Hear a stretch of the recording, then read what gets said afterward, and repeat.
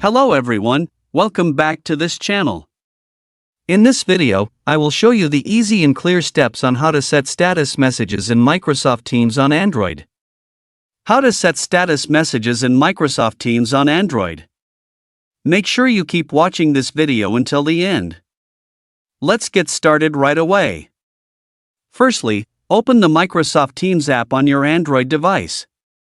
This is the initial screen of the Microsoft Teams app. Next, tap the profile icon at the top right of the screen, and a scrolling down menu will appear. Tap Set Status Messages. In this section, type the status message that you want to create. Once finished, tap About at the top. So that's it, this tutorial on how to set status messages in Microsoft Teams on Android. Thank you for watching.